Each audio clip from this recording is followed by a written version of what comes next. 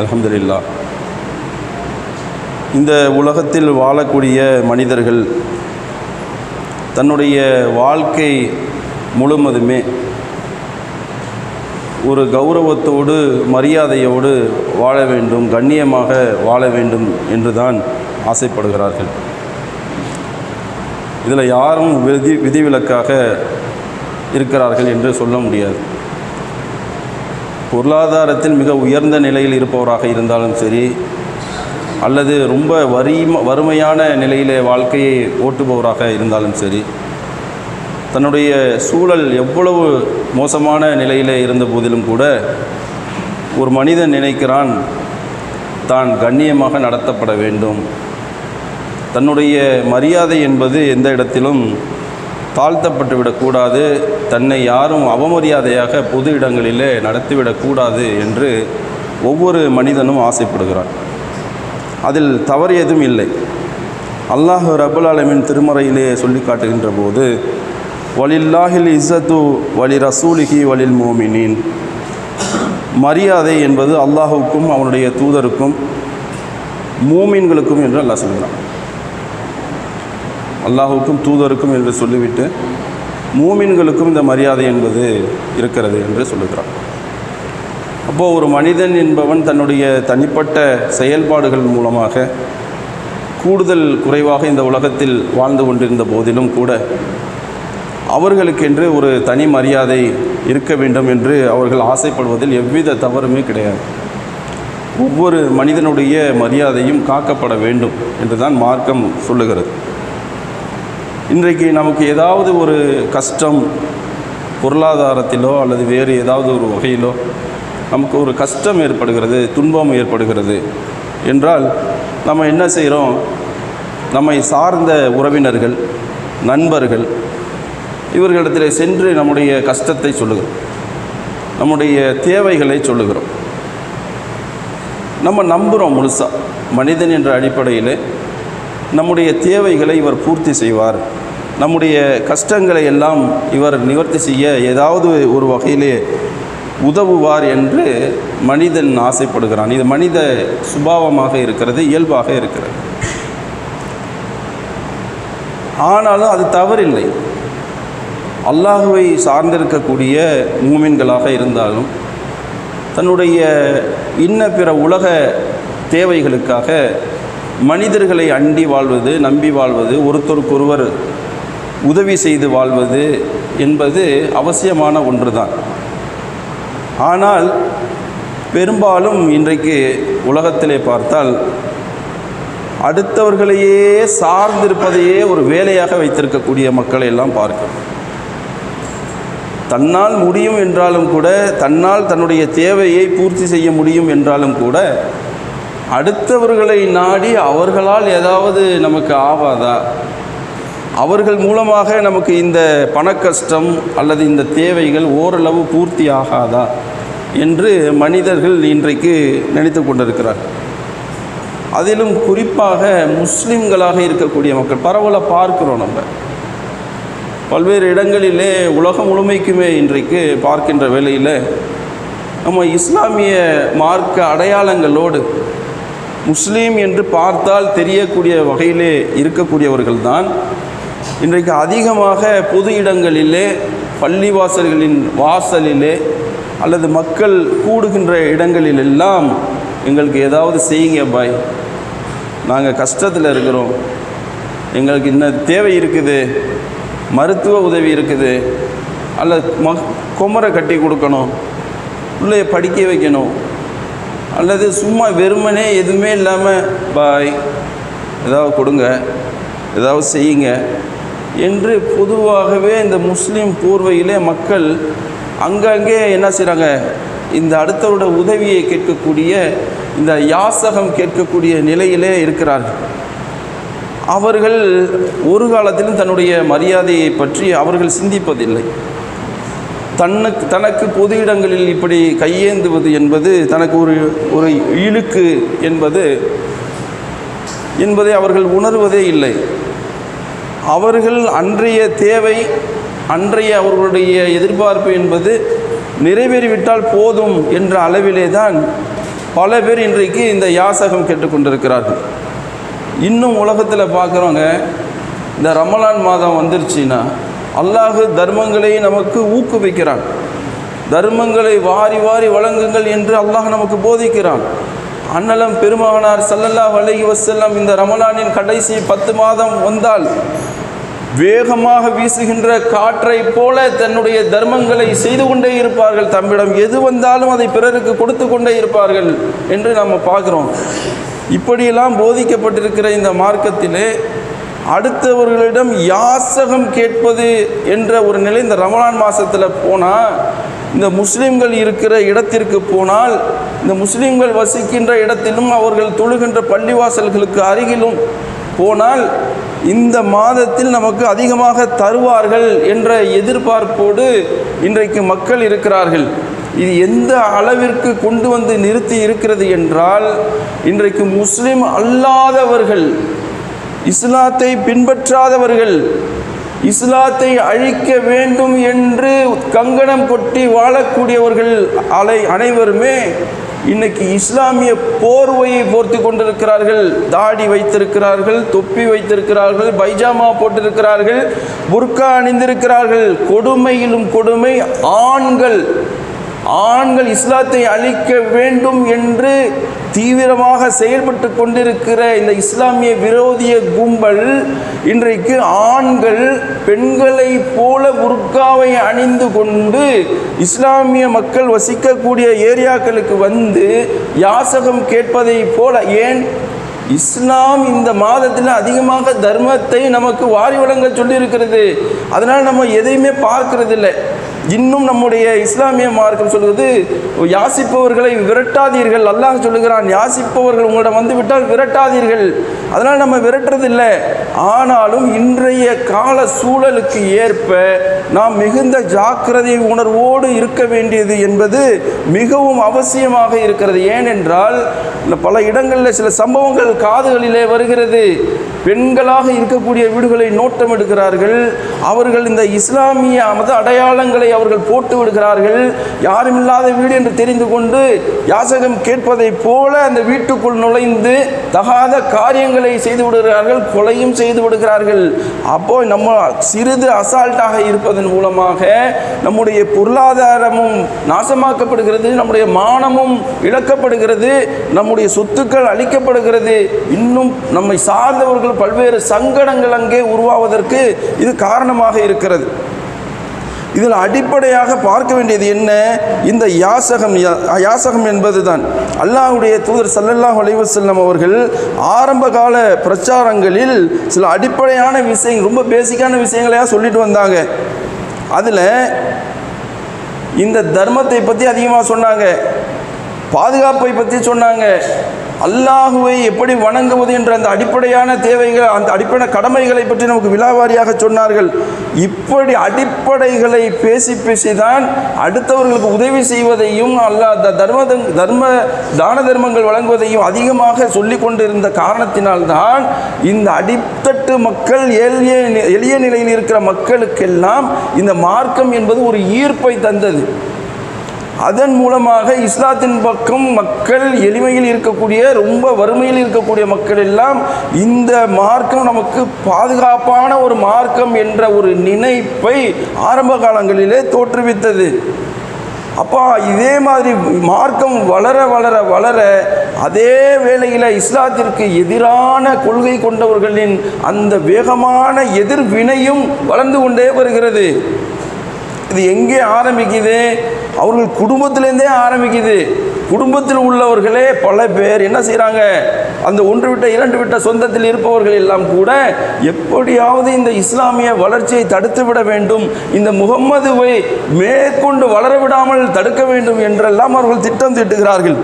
அதில் ஒருத்தர், அவருடைய உறவினரில் ஒருத்தர் அபு சுஃபியான், அவர் பெரிய பிஸ்னஸ்மேன்.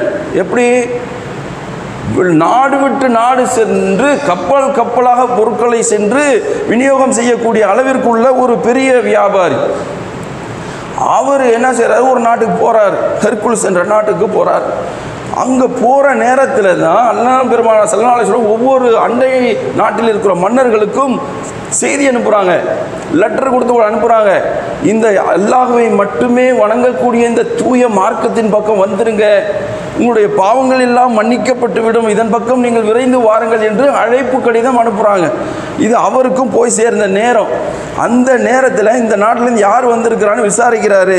அப்போ அபூ சுஃபியான் என்ற ஒரு நபர், ஒரு வியாபாரி இருக்கிறார் என்றவுடன் அவரை கூப்பிட்டு கேட்குறாங்க. இந்த லெட்டரை காமிக்காமல் கூப்பிட்டு கேட்குறாரு. அந்த மன்னர் கேட்குறாரு, உங்கள் ஊரில் முகமதுன்னு ஒருத்தர் இருக்கிறாரு? ஆமாம் இருக்காரு. அவரை பற்றி சில விவரங்கள் தெரிஞ்சுக்கணும், கேளுங்க. இவரை முன்னாடி நிறுத்தி மன்னர் சொல்கிறாரு, அபூ சுஃபியானை முன் நிறுத்துங்கள், அவரோடு வந்தவர்கள் எல்லாம் அவருக்கு பின்னால் வரிசை கட்டி நிறுத்தி வையுங்கள், அவருடைய முதுகுக்கு பின்னால் நிறுத்துங்கள். நான் சில கேள்விகள் கேட்பேன், இவர் பொய் சொன்னால் பின்னால் இருப்பவர்கள் இவர் பொய் சொல்கிறார் என்று சொல்ல வேண்டும் என்று தன்னுடைய அமைச்சரவை சகாக்களுக்கு உத்தரவிடுகின்றார்கள். அதன்படி அவங்க நிறுத்தி கேட்குறாங்க, ஒன்று ஒன்றா கேட்குறாங்க. நம்ம எங்கே இந்த முகமதை பற்றி ஏதாவது ஒரு தவறுதலான தகவல் சொல்லிவிட்டால் பின்னாடி உள்ளவங்க பொய் சொல்கிறான்னு சொல்லிடுவான், நம்ம மானம் முக்கில் நிற்கும், நம்ம அவமானப்பட்டு போய் விடுவோம்னு சொல்லிட்டு என்ன சார் சுதாரிக்கிறார். அபூ சுஃபியான் சுதாரிக்கின்ற வேலையில் இவர் கேட்குறாரு, இவர் என்ன தான் சொல்கிறாரு முகமது, இவர் உயர்ந்த குலத்தை சேர்ந்தவரா? ஆமாம். இவர் இவர் குடும்பத்தில் யாராவது மன்னராக இருந்திருக்கிறாங்களா? இல்லை. இவர் சொல்கிறத கேட்டு யார் பணக்காரர்கள் சேர்றாங்களா அல்லது ஏழையாக இருக்கிறவங்க, எளிமை நிலையில் இருக்கிறவங்க சேர்றாங்களா? எளிமை நிலையில் இருக்கிறவங்க சேர்றாங்க. சரி, அப்படி வந்து சேர்றாங்கல்ல, சேர்றவங்க படைப்படையாக சேர்றாங்கன்னு சொல்கிறீங்க, சேர்றவங்க ஒரு குறிப்பிட்ட காலம் வந்தவொடனே அந்த சேர்ந்த புதிய மார்க்கத்தில் திரும்ப விலகி வாபஸாக போயிடுறாங்களா? இல்லை, போகலை, இதிலேயே இருக்கிறாங்க அப்படின்னு சொல்கிறாங்க. அப்படின்னா அவர்கிட்ட தூய்மையான அந்த கொள்கை இருக்குது. நான் ஏற்கனவே கேள்விப்பட்டதை போல இவர் இறை தூதர் தான் என்பது உறுதியாகிறது என்று சொல்கிறாங்க. அது சொல்லிட்டு அவர் என்ன சொல்கிறார், மக்கள்கிட்ட கூப்பிட்டு அங்கே இருக்கிற மற்ற அவருக்கு கீழே இருக்கிற அரசர்கள், அந்த சிறு சிறு அரசர்களை கூப்பிட்டு மக்களை கூப்பிட்டு கேட்குறாங்க, இது மாதிரி மார்க்கம், இது வந்து சத்திய மார்க்கம், என்ன சொல்கிறீங்க, நீங்களாம் ஏற்றுக்கிறீங்களான்னு கேட்குறாங்க. கேட்குறது தான் அவங்களெலாம் கடுமையான சலசலப்பு எதிர்ப்புகள் உண்டாகிற நேரத்தில் அவர் என்ன செய்கிறார், இவர் தனிப்பட்ட முறையில் அந்த மார்க்கத்தை தழுவிக்கொள்கிறார். அப்போ இதில் என்ன இருக்குது, இந்த மார்க்கத்தில் இவர் சத்தியத்தை போதிக்கிறார். முகமது என்பவர் இவர் தூதராக இருக்கிறார், இவர் சத்தியத்தை போதிக்கிறார், தர்மத்தை பேணச் சொல்லுகிறார், இணைவில்லாமல் இறைவனை வணங்க சொல்லுகிறார், தொழுகையை நிலைநாட்ட சொல்லுகிறார், ஒவ்வொரு தனிப்பட்ட மனிதனின் மரியாதையை பேணச் சொல்லுகிறார் சொன்னார். அப்போ ஒவ்வொரு தனிப்பட்ட மனிதனுடைய சுயமரியாதையை பேணச் சொல்லுகிறார், ஒவ்வொருவருக்கும் என்று மரியாதை உண்டு என்று அழுத்தம் திருத்தமாக சொல்லுகிறார். இந்த மார்க்கம் இது சத்தியமான மார்க்கம் என்று அவர் ஏற்றுகிறார். அப்போ இதில் நமக்கு வலியுறுத்தி சொல்லப்பட்ட கருத்து என்ன? அப்போ எவ்வளோ பெரிய ஆளாக இருந்தாலும் சரி, அவன் ரொம்ப வறுமை நிலையில் இருந்தாலும் சரி, பெரிய ஆளாக அவன் ஈர்க்கப்பட்டு வந்தாலும் சரி, இந்த சுயமரியாதை ஒரு மனிதனுடைய தனிப்பட்ட மரியாதை என்பதை இங்கே நிலைநாட்டப்படுகிறது மார்க்கத்தில் என்று நம்ம புரிஞ்சுக்கணும். நபி ஸல்லல்லாஹு அலைஹி வஸல்லம் சொன்னாங்க, அதிகமாக தர்மம் செய்யுங்கன்னு சொன்னாங்க. தர்மத்தை வலியுறுத்தி சொன்ன அண்ணலம் பெருமானார் யாசகம் கேட்காதீங்கன்னு சொன்னாங்க. யாசகம்னா என்ன, நம்ம சும்மா அதுவும் வந்து ஏதோ உதவி கேட்குறாங்கன்னு நினச்சிட்டு இருக்கோம், அது இல்லை யாசகம். தன் நிலைக்கு மீறி தேவையில்லாமல் ஒவ்வொருத்தட்டையும் கையேந்திக்கிட்டு இருக்கிறது தான் யாசகம். இந்த யாசகத்தை அவர்கள் தவிர்க்க சொன்னார்கள். சுயமரியாதையை பேணுங்கள் என்று சொல்லிக்கொண்டே இருந்தார்கள். இப்போ இன்றைக்கி நம்ம யதார்த்தமாக பாருங்களேன், நல்லா பழகிட்டு இருப்பாங்க, உறவுகளாக இருக்கட்டும் அல்லது நண்பர்களாக இருக்கட்டும், நல்லா பழகி கொண்டு இருப்பாங்க. திடீர்னு ஒருத்தருக்கு தேவை ஏற்படும், ஏதாவது ஒரு தேவை அவருக்கு ஏற்படும், அவர்கிட்ட போய் கேட்பார். ரொம்ப அதிகம்லாம் இல்லை, லட்சத்தில் புரண்டிட்டு இருப்பாங்க. ஒரு 10,000 ரூபா கொடுங்க, இருக்கு எவ்வளோவே, ஒரு 10,000 ரூபா கொடுங்க.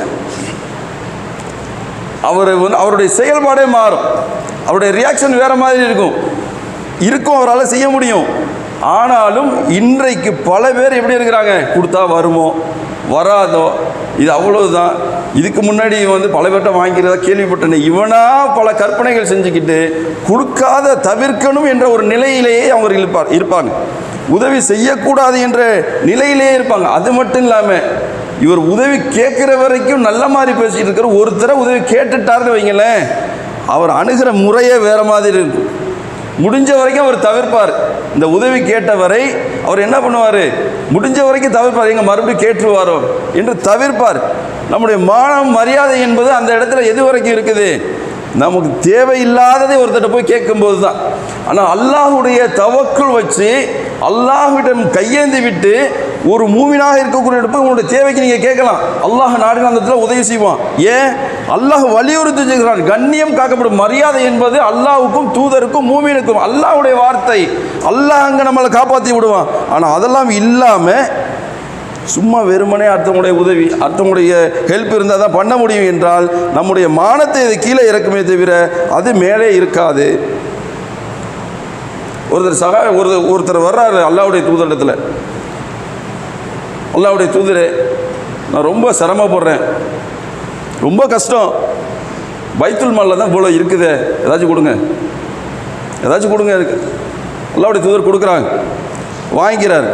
வாங்கிட்டேன்னு சரி இன்னும் கொஞ்சம் தாங்க கேட்குறாரு, இன்னும் கொஞ்சம் தாங்களே கொடுக்குறார், இன்னும் கொஞ்சம் தாங்களே. நான் என்ன உங்கள் காசில் கேட்குறேன், பொது இதில் தானே கேட்குறேன், பைத்துல் மாலில் தானே கேட்குறேன், உரிமையாக வேறு கேட்குறார். அல்லாஹ்வுடைய தூதர் சொல்கிறாங்க, அதை கொடுக்குறாங்க. இது என்ன தெரியுமா, திரும்ப கொடுத்துட்டு சொல்கிறாங்க, இது உனக்கு சாதாரணமாக ஒரு உதவியாக பொருளாக தான் தெரியுது, இது உனக்கு நிறைய சேரும், நீ கேட்டுக்கிட்டே இருக்க இவனுடைய தேவைக்கு மேலே ஒருத்தவங்க கொடுக்கறதுக்கு மேலே கேட்டு கேட்டு வாங்க வாங்க உனக்கு சேரும். ஆனால் உங்ககிட்ட தங்காது, இப்படி சேர்றது உனக்கு தங்காது. ஆனால் அல்லாஹ் நாடி உனக்கு ஒரு சிறிய பொருளை, சிறிய ஒரு உதவியை உனக்கு தந்தாலும் நீ மனமுருக அதை ஏற்றுக்கொண்டால், மனதார அதை பொருந்தி கொண்டால் அதில் அல்லாஹ் பரக்கத்தை செய்வான். எதுவாக இருந்தாலும் அல்லாஹ் அதில் பரக்கத்தை செய்வான் அப்படின்னு சொன்னாங்க. உடனே அந்த தோழர் சொல்கிறாரு, அல்லாஹ் மேலே ஆணை, அல்லாஹ் மேலே ஆணை, இனிமேல் நான் யார்கிட்டையும் இது கேட்க மாட்டேன், யார்கிட்டையும் இது மாதிரி பொருளாதார உதவி தேடி நான் யார்கிட்டையும் நிற்க மாட்டேன், யார்கிட்டையும் கேட்க மாட்டேன் அப்படின்ட்டு போயிடுறார். அல்லாஹ்வுடைய தூதருடைய ஆட்சிக்கு பிறகு அபூபக்கர் ரலியல்லாஹு அன்ஹுடைய ஆட்சி வருது. அப்போ கனிமத்து பொருள் சேருது, வருஷத்துக்கு ஒரு தடவை பங்கிடுறாங்க, கூப்பிட்டு வருவாங்க, அந்த நபரை கூப்பிடுங்க, நான் அல்லாஹ்வுடைய தூதரிடத்தில் சத்தியம் செய்திருக்கிறேன், எனக்கு வேண்டாம் வேண்டாம்னு சொல்கிறாங்க. அடுத்து உமர் ரலியல்லாஹுடைய ஆட்சி வரும், அப்பவும் கேட்குறான், வேண்டான்றான். அப்போ தன்னுடைய நிலையை அல்லாஹ் எது கொடுத்துருக்கிறானோ அதை பொருந்தி கொண்டு அல்லாஹ் தருவது போதும். அதாவது ஒரு நேரத்தில் கேட்டார், போய் போய் கேட்குறார், கொடுக்குறாங்க, அல்லாஹ்வுடைய தூதர் போதனை செய்கிறாங்க. அதுக்கு பிறகு வாண்டடாக கொடுக்குற பொருளை கூட எனக்கு வேண்டாம், அல்லாஹ்வுடைய இது இந்த லிஸ்ட்டு இதில் வேற யாருக்காவது கொடுங்க என்று அவர் ஒரு தயாள மனப்பான்மையோடு அவர் அங்கே வர்றார். அப்போது அல்லாஹ்வுடைய தூதர் அவுஃப் இப்னு மாலிக்குங்கிற ஒரு சஹாபி சொல்கிறாங்க, நாங்கள் ஒரு 9 பேர் இருந்தோம் அந்த இடத்துல சபையில். அல்லாஹ்வுடைய தூதர் ஸல்லல்லாஹு அலைஹி வஸல்லம் என்கிட்ட எல்லாரும் கையை நீட்டி பையத்து செய்யுங்க, உறுதிமொழி எடுங்க. எடுக்கிறோம் யாரை சொல்லலாம், என்ன உறுதிமொழி, அல்லாஹ்வின் மீது உறுதிமொழி எடுங்க. எடுக்கிறோம் யாரை சொல்லலாம், அல்லாஹ்வின் தூதர் மீது உறுதிமொழி எடுங்கள். எடுக்கிறோம் யாரை சொல்லலாம், என்ன உறுதிமொழி, அல்லாஹுவை மட்டும் வணங்கு, அல்லாஹுக்கு இணை வச்சிடாத. சரி யாரை சொல்லலாம், உறுதிமொழி எடுக்கிறோம் யாரை சொல்லலாம். தொழுகை நிலைநாட்டு, தொடர்ச்சியாக செய்ய, உறுதிமொழி எடுக்கிறோம் யாரை சொல்லலாம்.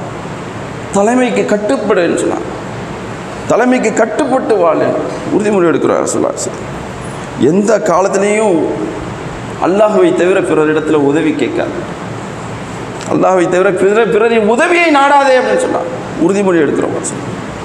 இது ஏதோ மேம்போக்கம் அல்லாஹ்வுடைய பல நேரங்களில் பல இடங்களில் பையத்து வாங்குறாங்க. ஆனால் நாம் நினச்சிருக்கோம் இது என்ன சாதாரண விஷயம் தானே, மார்க்கத்தில் எளிதாக பின்பற்றக்கூடிய விஷயங்களை சொல்கிறாங்க, இதில் உறுதிமொழி எடுக்கன்னு சொல்கிறாங்க, எடுத்தாச்சு அவ்வளோதானே. அல்லாஹ்வுடைய தூதர் சொன்னாங்க, இது எடுத்தாச்சு, இதில் என்ன ஒரு ஸ்பெஷல் இருக்குது, அதில் தான் ஸ்பெஷல் இருக்குது. அதுக்கு பிறகு எந்த அளவுக்கு அவர்கள் உள்வாங்கி இருக்கிறார்கள் என்றால், பிறருடைய உதவியை அனாவசியமாக தேடக்கூடாது என்று எந்த அளவுக்கு அவர்கள் யோசிக்கிறார்கள் என்றால், பிரயாணம் பண்ணுறாங்க, ஒருத்தர் கீழே பக்கத்தில் நடந்து வர்றாங்க, ஒட்டகத்திலேருந்து தன்னுடைய சாட்டை கீழே விழுது, ஒரு பைக்கு பொருள் கீழே விழுது. உடனே பக்கத்தில் இருக்கிறவங்க ஓடி வந்து அதை எடுக்க வர்றாங்க, எடுத்து கொடுக்க. உடனே இவர் வேண்டாம் வேண்டாம் இருங்க, நானே என்னால் முடியும், அதனால் நானே எடுத்துக்கிறேன். இதில் ஏதாவது தவறு இருக்கிறதா, அடுத்தவர் தூரத்தில் இருக்க முடியாது வந்து எடுத்து தர்றாங்க, அது கூட வேண்டாம், பிறருடைய தேவை என்னால் முடியும் என்கிற போது பிறருடைய உதவி வேண்டாம். இதுதான் முக்கியம். அக்கா அடுத்தவங்களோட உதவியை வாங்கக்கூடாதுன்னு பொருள் இல்லை, என்னால் முடியும், என்னாலே இதை சரி செய்ய முடியும், என்னாலே இதை பூர்த்தி செய்ய முடியும், என் தேவைகளை நிறைவேற்ற முடியும், பிறருடைய உதவி வேண்டியதில்லை. என்னால் என்னுடைய காரியங்கள் அத்தனையும் நானே செய்ய முடியும், பிறருடைய உதவி தேவையில்லை. இதுதான். அப்போ ஆனால் நீங்கள் சொல்லுவோம்ல, ஏப்பா அதை எடுத்துக்கொடு, நீ சும்மா தானே இருக்க, நடக்குதா இல்லையா?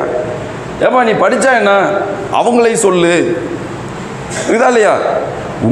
அதாவது இதெல்லாம் எங்கே வருது அப்படின்னா, இவரால் முடியும், இவர் அடுத்தவருக்கு நாடுறாரு, அவர் என்ன செய்வார், அடுத்தவருக்கு நாடுவார். ஆக மொத்தத்தில் தன்னால் முடிகின்ற எந்த செயலாக இருந்தாலும் அல்லாஹ்வுடைய தவக்கல் வச்சு நம்ம செஞ்சிட்டோம்னு அந்த இடத்துல கண்ணியம் காக்கப்படும். இது நடைமுறையில் நம்ம பல்வேறு இடங்களில் பார்க்குறோம். அப்போ ஒருத்தட்ட போய் யாசகம் கேட்குறது தவறா அப்படின்னா தவறு இல்லை, கேட்கலாம், எல்லாத்துக்கும் கேட்க முடியாது. அப்போ நம்ம நினச்சிக்கிட்டு இருக்கோம் நம்ம சிரமத்தில் இருக்கிறோம், நம்ம வறுமையில் இருக்கிறோம், அதனால சில பேர்கிட்ட வசூல் பண்ணி இதெல்லாம் சரி பண்ணிடலாம். பல பேர் நினைக்கிறாங்க ஒரு சிறு சிறு தேவைகளுக்கெல்லாம் பிறரிடம் வசூல் பண்ணிக்கலாம் அப்படின்னு நினைக்கிறாங்க. ஒரு தனிப்பட்ட மனிதன் இது மாதிரி செய்ய முடியுமா? செய்யக்கூடாது என்று மார்க்கம் சொல்லுகிறது. மறுமையை பற்றி பேசுகின்ற அல்லாஹ்வுடைய தூதர் எச்சரிக்கை செய்கின்ற ஒரு நேரத்தில் அவர்கள் சொல்லுகிறார்கள், நாளை மஹ்ஷர் மைதானத்திலே மக்கள் எல்லாம் பல்வேறு விதமான தோற்றங்களோடு அடையாளப்படுத்தப்படுவார்கள். அதில் ஒரு கூட்டம் உடம்பு இல்லாமல் நல்ல முறையில் இருக்கு, தலை இருக்கும், தலையில் சதை இல்லாமல் வெறும் எலும்பு கூடு மட்டும் இருக்கும், அப்படி ஒரு கூட்டம் அங்கே இருக்கும். யார் அது? அல்லாஹ்வுடைய தூதருக்கு விளக்கம் அளிக்கப்படுகிறது. இந்த உலகத்தில் வாழுகின்ற வேளையில் தன்னுடைய தேவைகளுக்கு அல்லாஹ்விடத்தில் முறையிடுவதை தாண்டி எதுக்கு எடுத்தாலும் பிறர்கிட்ட கையேந்திக்கிட்டே இருப்பான், யாசகம் கேட்டுக்கிட்டே இருப்பான். அடுத்தவருடைய கையேந்தியே வாழ்ந்த யாசகம் கேட்டு வாழ்ந்த இவர்கள் எல்லாம் நாளை மறுமையில் இப்படி அடையாளப்படுத்தப்படுவார்கள். அல்லாஹ் பாதுகாக்க. அப்போ இப்படியெல்லாம் பயங்கரங்களை கொண்ட விஷயத்தில் ரொம்ப சர்வசாதாரணமாக இன்னைக்கு மக்கள் என்ன பண்ணுறாங்க, தன்னுடைய வாழ்க்கையிலே அடுத்தவரை நாடி நாடி வாழ்வது என்பதே ஒன்றே ஒன்று தான். அப்போ யாசகம் தவறு அப்படின்னு ஒரேடியாக சொல்ல முடியாது. அல்லாஹ்வுடைய தூதர் 3 காரணங்களுக்காக யாசகத்தை அனுமதி அளித்திருக்கிறார்கள். என்ன காரணம்? கடன் சுமை ஏற்படும். கடன் சுமையினா தானாக போட்டு வழியை தேடிக்கிட்டு தேவையில்லாத செலவு பண்ணிட்டு கடனை ஏற்றிக்கிறவங்கள அல்ல, தன்னுடைய ஆடம்பர வாழ்க்கைக்காக கடனை வாங்கி வாங்கி வட்டிக்கு வாங்கி ஏற்படுபவர்கள் அல்ல, தன்னுடைய வாழ்க்கை நிலைமைக்கு தாண்டி அடுத்தவங்களை பார்த்து சுகபோகமாக வாழ வேண்டும் என்பதற்காக கடன் வாங்கி கடன் சுமையை ஏற்றுக்கொண்டவர்களுக்கு அல்ல. யாரெல்லாம் இயலாமையினாலும் தவிர்க்க இயலாமலும் கடனை வாங்கி சுமை ஏற்பட்டு அதை ஒருவர் பொறுப்பு எடுத்து ஒருத்தர் பொறுப்பு எடுத்துக்கிறாரு, ஒரு ஆள முடியல, அதை நான் பொறுப்பெடுத்து அடைச்சு கொடுக்குறேன், இல்லை மரணிச்சே போயிட்டாரு, கடன் சுமையால் மரணித்து விட்டார், கடன் சுமையோடு அதுக்கு ஒருத்தர் பொறுப்பெடுத்துக்கிறார், நான் இந்த கடனுக்கு பொறுப்பு, அவரால் முடியல, அவர் வசூல் பண்ணி கொடுக்கலாம். மார்க்கம் சொல்லு, அவர் பொறுப்பெடுத்து வசூல் செஞ்சு இந்த கடன் சுமையை போக்கலாம். கடன் சுமை ஏற்பட்டவங்களுக்கு இது உண்டு. அடுத்து அல்லாஹ்வுடைய தூதர் சொல்றாங்க, திடீர்னு ஏதோ ஒரு அசம்பாவிதம் நடக்குது, வெள்ளம் ஏற்படுது, பூகம்பம் வருது, புயல் ஏற்படுது, சொத்துக்கள் அழிஞ்சு போச்சு, இல்லை அது ஃபயர் ஆயிடுச்சு, ஒன்றுமே செய்ய முடியாது. ஃபயர்னா எவ்வளோ மோசம் தெரியுமா? தீ விபத்து ஏற்படுது, திடீர்னு அழிஞ்சு போச்சு, எல்லாம் போயிடும், ஜீரோவில் நிற்பாங்க, நல்ல வசதி வாய்ப்பு எல்லா பொருளும் வச்சுருப்பாங்க, எல்லாம் அழிஞ்சு போயிடும், பார்க்குறோம்ல. அது மாதிரி நேரங்களில் அவர்களுக்காக அவர்கள் யாசகம் கேட்க அனுமதி இருக்குது. ஒருத்தர் ரொம்ப சிரமத்திலே இருக்கார், வாழ்க்கையில் என்ன செஞ்சாலும் தலை தூக்க முடியல, அடி மேல அடி விழுவுது, வறுமையிலும் வறுமை, அவ்வளவு கொடுமையான வறுமை. அப்படி இருக்கிறவருக்கு அந்த ஊரில் இருக்கக்கூடிய நல்ல நிலைமையில் இருக்கிற ஒரு 3 பேர் சர்டிஃபிகேட், உண்மைதான் இவர் வறுமையோடு இருக்கிறார். இன்னைக்கு சில ஊரில் பார்க்குறோம்ல, மொட்டை லெட்டர் பேட்டில் எழுதிட்டு வருவாங்க, கையெழுத்து போட தெரியாத கையெழுத்தாக இருக்கும், ஏதோ ஒரு அட்ரஸ், அந்த ஸ்டாம்ப்பு பார்த்தீங்கன்னாலே அது ரெடிமேடாக ரெடி பண்ணியிருப்பான், போட்டு இன்னார் இந்த ஊர், இவருக்கு வர்றதுக்கு உதவி செய்ய இந்த ஜமாத்துலேருந்து தர்றோம் சொல்லுவாங்க, நாங்கள் இந்த ஜமாத்தில் லெட்ரு பரிந்துரை கடிதத்தோடு வந்திருக்கேன்பாங்க. இதெல்லாம் எப்படிங்கிறீங்க? தவறாக சொல்லி வழிகாட்டப்பட்ட அண்ணலம் பெருமானுடைய அறிவுரையே வேறு மாதிரி கொண்டு போகிறது. அப்போ இது மோசடி கும்பல் அவர்களாக இதை தெரிந்து கொண்டு மக்களை ஏமாற்றுவதற்காக வருவது. ஆனால் உண்மை என்ன? அதே உள்ளூரில் இருக்கக்கூடிய 3 நபர்கள் உண்மைதான் இவர் வறுமையில் இருக்கிறார், இவருக்கு உதவி செய்யுங்கள் என்று அவங்க பரிந்துரை பண்ணினால் அவங்களுக்கு அனுமதி இருக்குது, யார்கிட்ட வேணாலும் வசூல் பண்ணலாம். அல்லாஹ் அதை குற்றமாக எடுப்பதில்லை என்றால் நலம் பெருமாள் ஸல்லல்லாஹு அலைஹி வஸல்லம் சொல்கிறாங்க. ஆனால் ஒன்றே ஒன்று, இந்த உதவி கேட்பதாக இருந்தாலும் சரி, அது நிர்பந்தத்தினால் யாசகம் கேட்பதாக இருந்தாலும் சரி, அல்லாஹ் தான் நமக்கு தருகிறான். அல்லாஹு தான் இந்த சுமையை ஏற்படுத்துகிறான். அல்லாஹு தான் இந்த கடனை ஏற்படுத்துகிறான். அல்லாஹு தான் இந்த வறுமையை ஏற்படுத்தி இருக்கிறான். அல்லாஹு தான் இந்த பாதிப்புகளை ஏற்படுத்துகிறான். அல்லாஹுவை அன்றி வேறு எவராலும் எங்களுக்கு உதவி செய்ய இயலாது. அல்லாஹு நாடியது மட்டும்தான் எனக்கு நடந்திருக்கிறது. அல்லாஹு தான் இதை சரி செய்ய போதுமானவன், அவன்தான் அதிக ஆற்றலுடையவன் என்று உள்ளத்தால் நினைச்சு உண்மையாலுமே அல்லாஹ்விடத்தில் கையேந்தினால், அல்லாஹ் சொன்னானே இந்த மரியாதை என்பது அல்லாஹுக்கும் தூதருக்கும் மூமின்களுக்கும் என்று பட்டியலிடப்பட்ட அந்த வகையிலே நம்முடைய தேவைகள் எதுவாக இருந்தாலும், என்ன கஷ்டம் இருந்தாலும், என்ன இழப்புகள் இருந்தாலும், என்ன துயரம் துன்பங்கள் எதுவாக இருந்தாலும், அடுத்தவர்களை நாடுவதை விட, அடுத்தவருடன் சொல்லி புலம்புவதை விட, புலம்புவதற்கு தகுதி பெற்ற ஒரே ஆள் யார்? அல்லாஹ். அவன் ஒருவன் தான் நம்மளுடைய குறைகளை சொல்ல தகுதி பெற்றோம். அவன்கிட்ட அழுது மன்றாடி சஜிதாவில் நம்ம அழுது இந்த மாதத்தில் கேட்கலாம், அல்லாஹ் ஏற்றுக்குவான். ஆனால் மனிதன் அப்படி அல்ல. இன்றைக்கு உங்களுக்கு உதவி புரிவார்கள் இருப்பாங்க, நாளைக்கு ஒரு சீனை மாறும். இன்னைக்கு உங்கள் ரகசியத்தையெல்லாம் அவன்கிட்ட சொல்லியிருப்பீங்க, எல்லாத்தையும் அவர்கிட்ட எனக்கு உயிருக்கு உயிரான ஃப்ரெண்டு, எனக்கு அப்படி ஒரு உறவுன்னு சொல்லி என்ன பண்ணியிருப்பீங்க? உங்களுடைய ரகசியங்களை, அந்தரங்க தேவைகளை எல்லாம் அவருடைய ரொம்ப இயலாமையெல்லாம் அவங்கள்ட்ட பகிர்ந்திருப்பீங்க. அவர் நாளைக்கு என்ன செய்வார்? அவருக்கு உங்களால் ஒரு காரியம் ஆகலை அப்படின்னா அவர் என்ன பண்ணுவார்? உங்களை பகடைக்காயாக அவர் உருட்டுவார், பகடைக்காயாக உருட்டுவார். இன்றைக்கு நம்முடைய பாரத பிரதமர் எப்படி சிக்கி சின்னாபின்னப்பட்டிருக்கார், நாட்டை அவ்வளோ கேவலத்தின் கேவலம் கொண்டு போயிட்டார். அப்போ இந்த உலகத்தில் மூமின்கள் புரிந்து கொள்ள வேண்டும், நாம் நம்முடைய தேவைகளை முறையிடுவதற்கும் நம்முடைய தேவைகளை பாதுகாப்புக்காக நாடுவதற்கும் தகுதியுள்ள ஒரே ஜீவன் என்றால் நித்திய ஜீவன் அல்லாஹு ரப்புல் ஆலமீன் மட்டும்தான். அவனையே சார்ந்திருப்போம். நம்முடைய தேவைகளுக்கு அவனிடத்திலேயே கோரிக்கை வைப்போம். நம்முடைய பாதுகாப்புக்காக அவனிடத்திலேயே முறையிடுவோம். நம்முடைய பாவ மன்னிப்புகளை அவனிடையே கேட்போம். நம்முடைய சின்ன சின்ன தேவையாக இருந்தாலும் அல்லாஹுவை போற்றி புகழ்ந்து அல்லாஹ்விடத்தில் கேட்போம். நம்முடைய தேவைகளை நிறைவேற்ற அல்லாஹுவே போதுமானவன். வாஹிர் தவானா அல்ஹம்துலில்லாஹி ரப்பில் ஆலமீன். அஸ்ஸலாமு அலைக்கும் வரஹ்மத்துல்லாஹி வபரகாத்துஹு.